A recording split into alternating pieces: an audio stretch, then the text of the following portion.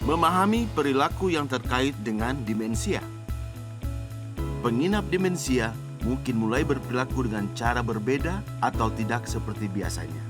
Perubahan perilaku ini disebabkan oleh berbagai faktor dan dapat menjadi momok yang menakutkan dan meresahkan bagi keluarga dan orang yang merawatnya. Situasi pertama, menolak pertolongan atau bantuan.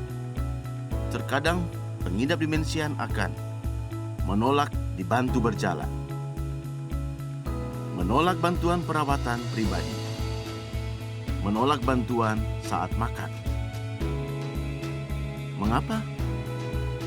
Ada banyak alasan mengapa pengidap demensia mungkin enggan bekerja sama.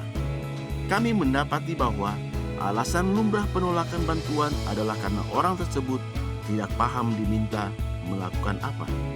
Mereka juga mungkin merasa tidak nyaman atau tiba-tiba merasa kewalahan menghadapi situasi tertentu.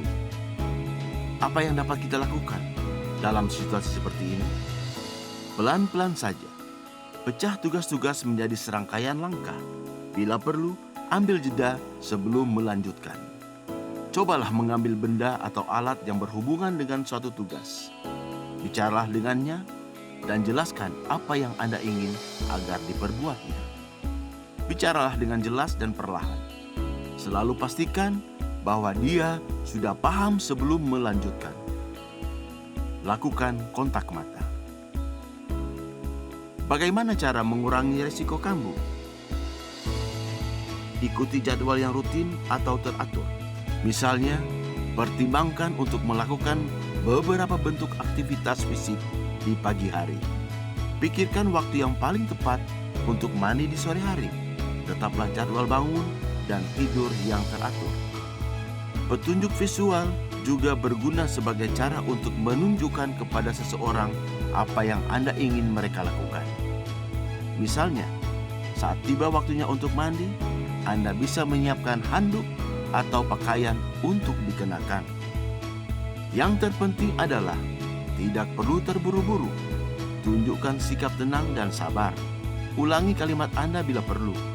Jaga agar suara dan sikap Anda tetap lembut dan menenangkan. Cobalah untuk memahami perasaan orang tersebut.